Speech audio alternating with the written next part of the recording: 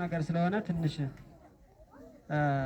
ለመነሻ ለማቅረብ ያክል ነው። እንግዲህ ህፃናት በእውቀት በክህሎት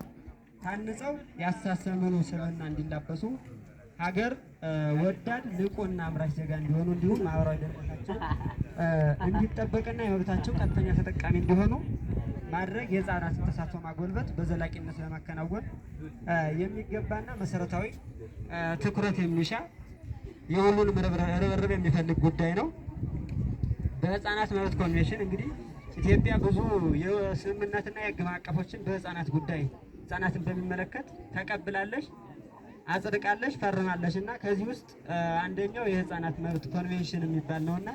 ይሄ የህፃናት መብት ኮንቬንሽን እንደሚባለው እንግዲህ በህፃናት ዙሪያ የህፃናትን መብት ደህንነት መሰረት አድርጎ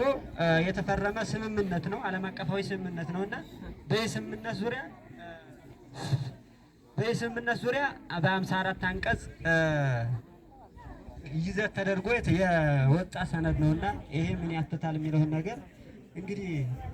በአንቀጹ እንደተገለጸው የመጀመሪያው አንቀጽ የሚለው ህፃኑ እንግዲህ በነፃነት የመግለጽ የፈለገውን ነገር በነፃነት የመግለጽ መብት ይኖረዋል። ማንም ሰው የሚገድበው እንዳልሆነ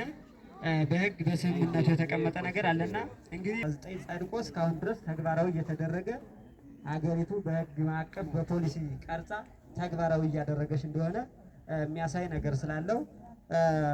ከዚህ በተጨማሪ እንግዲህ ሀገራችን ይህን የህፃናት መብት ኮንቬንሽን ተቀብላ ከፈረመች ከ1984 ዓመተ ምህረት ጀምሮ የተለያዩ ፖሊሲና ስትራቴጂዎችን ነድፋ በዚህ ማዕቀፍ ውስጥ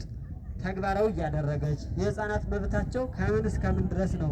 እንዴት ነው ይህንን በሚጥስ አካል ላይ ምን አይነት እርምጃ ይወሰዳል የሚለውን በዚህ ድንጋጌ ልክ ተደርጎ ተግባራዊ እየተደረገ እንደሆነ ግንዛቤ እንዲያዝ ነው። መንግስት የህፃናት መብት ደህንነት በተሟላ ሁኔታ ለማስጠበቅ የህፃናት ተሳትፎና ተጠቃሚነት ማረጋገጥ እንዲቻል የተለያዩ የህግ አሰራር ማዕቀፎችን በመቅረጽ እንዲሁም ልዩ ልዩ ዓለም አቀፋዊና አህጉራዊ ስምምነቶችን ተቀብሎ ዓለም አቀፋዊ የህፃናት መብት ኮንቬንሽን፣ አህጉራዊ ደግሞ ዛሬ የምናከብረው የአፍሪካ የህፃናት ተማሪዎች እንግዲህ ከተማሪዎች ሰልፍ ላይ የተገደሉ ጥቁር አፍሪካዊ ህፃናትና የአፍሪካ ህፃናት መብት የነቃ ትኩረት እንዲያገኝ ታስቦ የሚከበር ነው። እንግዲህ በዚህ ሰዓት በሶዌቶ በ1976 ዓ.ም ህፃናት በቋንቋችን እንማራለን ብለው ሰልፍ ሲያደርጉ እንግዲህ በዛ ላይ በአፓርታይድ የሚባል የዘረኛ ስርዓት በነበረበት ሰዓት ሰልፍ በወጡ ህፃናት ላይ